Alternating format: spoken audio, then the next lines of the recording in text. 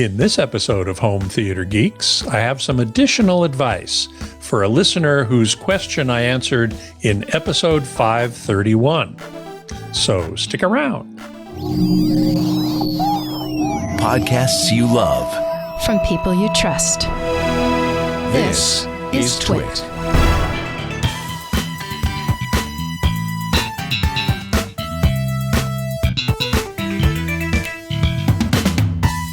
Hey there, Scott Wilkinson here, the Home Theater Geek.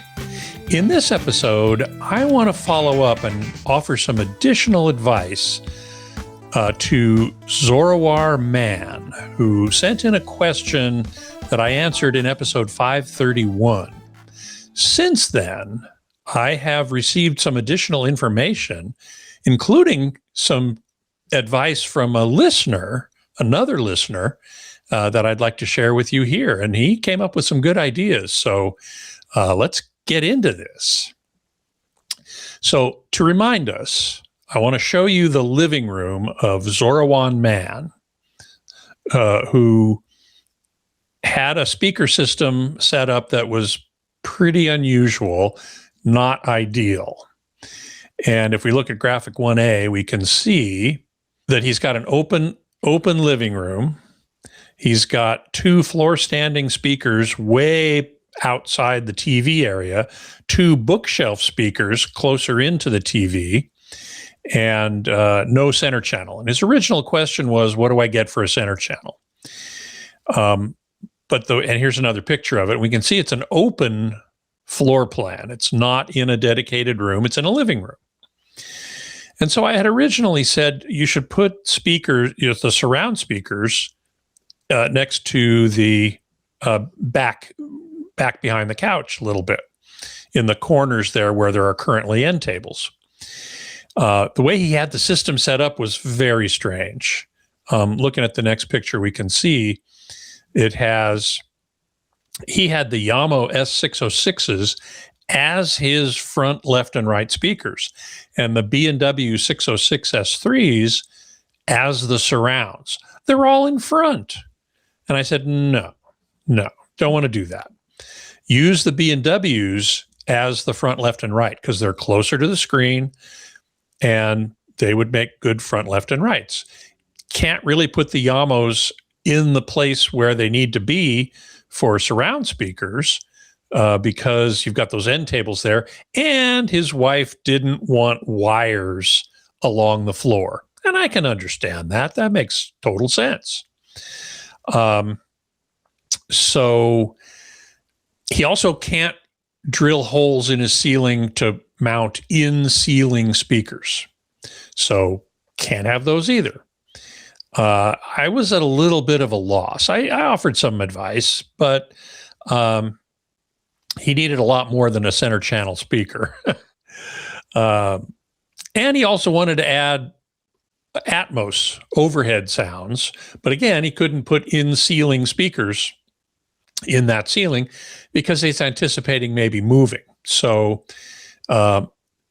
using up-firing Atmos speakers might be the only way to go there. So I couldn't offer that much helpful information about surrounds because I didn't see a good solution.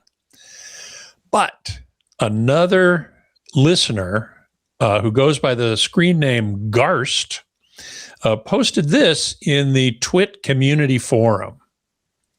Quote, I do have a solution for not running wires that is not necessarily a good one if you don't want to buy a new receiver.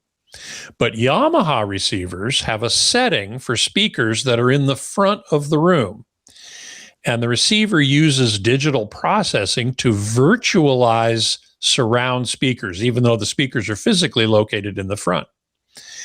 I do not know if Denon receivers have a similar feature. As an aside, the original listener is using a Denon X1300. So it's definitely something to check out before buying a new receiver. Of course, room design may limit how effective this type of setup is, and you might be happy running 3.1.0, that is 3 left, center, right speakers in the front, a subwoofer, and nothing in the surround speaker area. or above, or a 3.1.2, which would be front, left, center, right, one subwoofer and two overhead speakers, maybe those up-firing types. Garst goes on to say, also, if you have small enough speakers, you can hang the surround and or height speakers from something like 3M command hooks and run the wires through the 3M command, he calls them hook things. They might be cable channels that are more barrel-shaped close to the ceiling to make the wires less noticeable. So in other words, run the wires along the ceiling. They wouldn't be on the floor for somebody to trip over. You might also add decoration and or lighting that could make the wires running to the back of the room less objectionable. And you could get speaker wire that matches the color of the ceiling, which in this case is white. So thanks, Garst. I really appreciate you sending me those suggestions, and they're very good ones. And it leads me to encourage other listeners to submit their comments about my answers. And if you come up with something I forgot or didn't think of, go for it. Love to hear from you. So I looked this feature up on Yamaha receivers, and Garst is correct. And it would even work with your current setup. You have all those speakers in the front of the room. In this case, I would use the B&Ws as the front, right, and left, and the Yamos as surround, right, and left, keeping them in the front of the room, and enable something called Yamaha Virtual Cinema Front. And you can see here, this is a diagram from the Yamaha manual for one of the receivers that does this. And you can see that the surround left and right are sitting there in front of the room, on the outside of the front left and right speakers. In Zoroar's case, the bookshelves would be on the inside and acting as the front, right, and left, and the Yamos, the floor standers, would be on the outside, which is currently where they're positioned. Now, the Yamos as surround seems a bit of overkill, but that's what you got, so okay. Now, will this work in your area without walls? I don't know, but it would probably not be as effective as it would be in a room that had walls, because there's probably some dependence on reflection from the surround speakers in front to make them seem like they're in the proper location to the rear and to the sides. Now, I found one Dolby AV receiver with this virtual cinema front feature. It's called the RX V385. It's a 5.1 receiver. It does not have any Atmos as a result. And its cost is $400, so not that expensive. I looked at other models on Yamaha's website, and a lot of them have what's called Dolby Height virtualization. So they simulate Dolby Atmos type overhead speakers without actually having them. But those product pages do not mention virtual cinema front except for the V385. Some of them might have it. I actually asked Google AI, and it said that the RX V4A and the RX A780 have it. But the RX V4A page on Yamaha's website only mentioned Dolby Height virtualization, not virtual cinema front. And the RX A780 is a discontinued model. So I was unable to really find out about that. I also looked into the Denon AVR X1300, which you have already, and it does have a virtual setting that simulates a surround sound field from just two speakers, front, left, and right. If you were to go that route, I would retire the Yamos altogether. And there's no need to buy a center channel speaker either, because it will simulate that in this virtual setting. I would guess that it's not as good as Yamaha's Virtual Cinema Front. That's kind of a cool idea that I had not heard of before. I looked at some of the product pages of some of the other Denon models, like the AVR X1800 and the X1700, but they only mention this height virtualization. They do not mention surround virtualization as the 1300 has. They might have it, but there wasn't anything highlighted on the product pages. So you could either buy a Yamaha X385, a V385, sorry, and try this virtual cinema front feature, or you could try the virtual setting in the Denon X1300 that you already have, in which case you wouldn't even use the Yamos. I'd put them in another system, have a nice 2-channel system somewhere. Another thing Garst reminded me of is that you could mount small surround speakers or even height speakers on the ceiling, not in the ceiling, which would leave only tiny holes where the anchors would be if you screwed them into the ceiling. In fact, this is how my own system is configured. That's exactly what I do in my room because I have one wall that's completely open. And you could run the ceilings along, the wires along the ceiling, and they wouldn't be on the floor. Your wife still might not like that.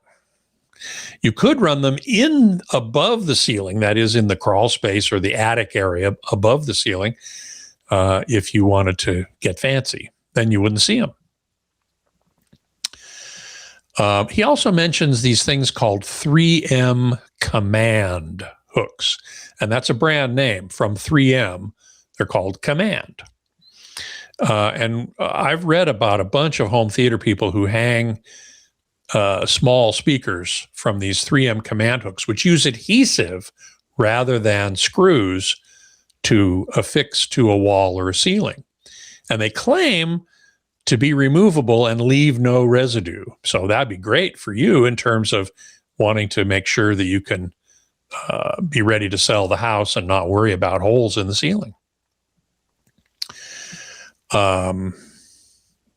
So, that's another possibility. Now, for small, unobtrusive, on-ceiling speakers, I recommend a company called Orb Audio. And we'll put their link to their website in the show notes. They make small, spherical, high-quality speakers that can be mounted just about anywhere. And they come in white or black. So here's a pair of white ones, which I would recommend for your place. And they'd be close to invisible sitting on your ceiling. These are called the Mod 1. And they are single spheres. Here's a picture of them on a ceiling. They sell for $189 each, or a 2-pack for $369. And the mounts that you can get for them are about $25. So this is a nice solution, I think. You could use these for the surrounds and also the Atmos speakers. Put the surrounds above and slightly behind the couch, and the Atmos speakers slightly in front of the listening position, aiming down at the listening position. And that would work great. Now, in episode 531, I did not get specific about up-firing Atmos speakers. So if you wanted to go that route, you have a ceiling that would accommodate that.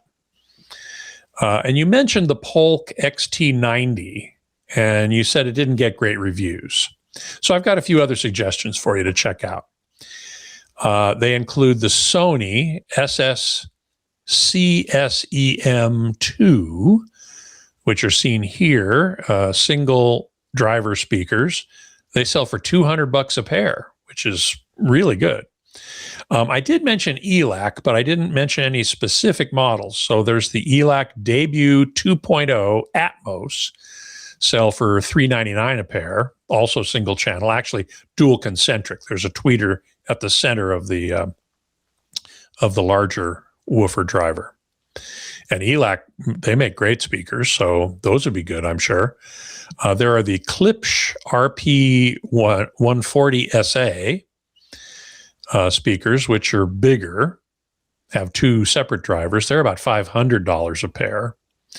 And Polk also makes another pair called the Reserve R900, which are also dual driver, larger, and they sell for $600 a pair. So if you're looking to save money and not spend very much, I'd look at the Sonys or the ELACs. Those are the two I would look at. But I would also consider hanging some little orb speakers from your ceiling, if you can get the wires there in a nice way that will be acceptable to your wife. And that way, that is a better solution for overhead sound and for getting surround sound to your particular location than any of these virtualization things would be. So there you go. I'm glad to be able to add some extra information, and I thank Garst very much for his input into this problem. And again, I encourage anybody else who listens to any answers I give and says, hey, what about this?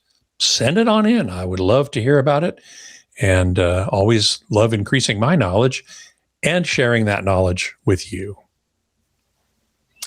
So if you have a question for me, you can also send it on to htg@twit.tv,